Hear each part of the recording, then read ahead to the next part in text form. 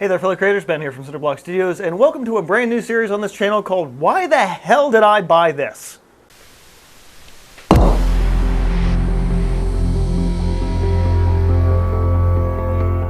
So in this series I'm going to be looking at certain specialty art supplies and things that I use as art supplies and explain why I bought them, because they might seem a little strange to be like, why would you get that? That seems insane. Well, this is a little explanation as to why. And the first of these items is an entire gallon bucket of fine pumice gel. Now, if you guys have watched my videos before, you'll know that I use fine pumice gel all the time and have been using it for the better part of 10 years. But I've always had it just in a little 8-ounce jar, and it's one of the ones I restock a lot. And for a long time, I should get a bigger volume of it. And recently I started painting over some old paintings, gessoing things, repriming them. And one thing that the pumice gel is really good for is creating a little bit of a tooth and a texture to a particular support that is closer to being like a more single primed or fresh canvas rather.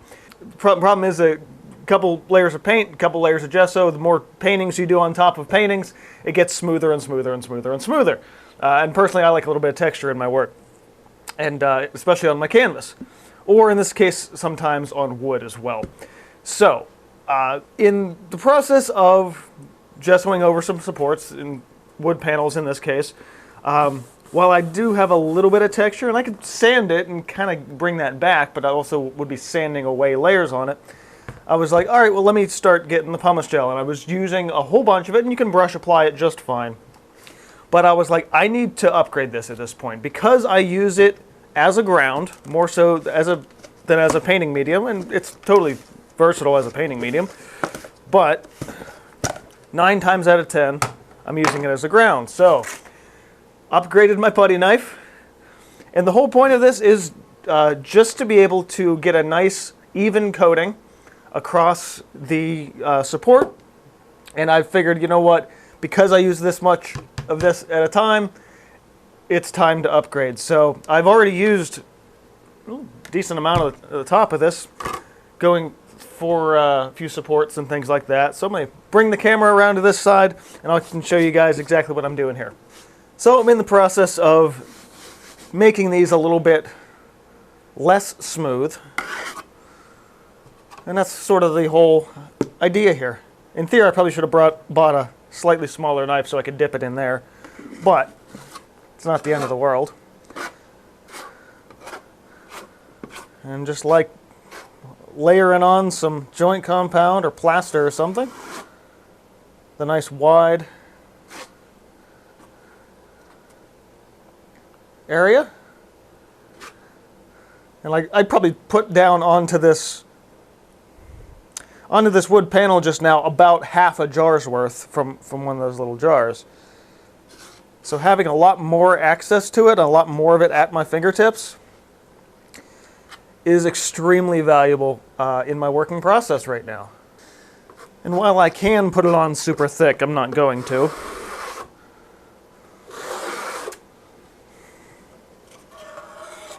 Can put a little more on the edges maybe, but other than that,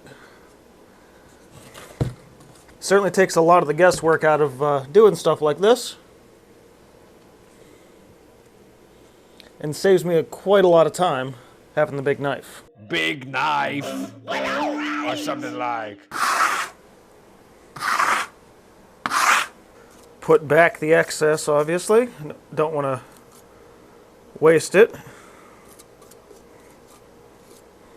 especially given the price of a bucket like this. Now when this stuff dries, this is what you end up with. So it is a little bit of that gray pumice color, but it is, you know, see-through enough that you can, that if I had a sketch or something under here, you could still see it. And if you just kind of listen to that a little bit, you kind of get that. It's like a really fine-tooth sandpaper. So in theory, I could come on top of this with acrylics. I could come on top of this with pastel. Really have a lot more options, and it's actually a really fun medium to apply just to a regular canvas, so you can use like watercolors on canvas or something like that. It's really a fun, versatile tool, and that is why I bought a whole gallon of it. So that is why I personally bought an entire gallon bucket of fine pumice gel.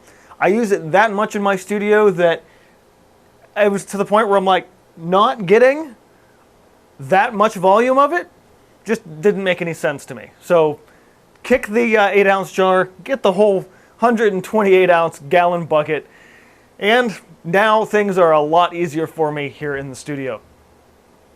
If you guys enjoyed this and want to see more why the hell did I buy this videos, go ahead and hit the like button. Let me know your thoughts and comments below. Get subscribed if you're not already, and this has been Cinder Studios, reminding you to keep on creating, and I'll see you guys next time.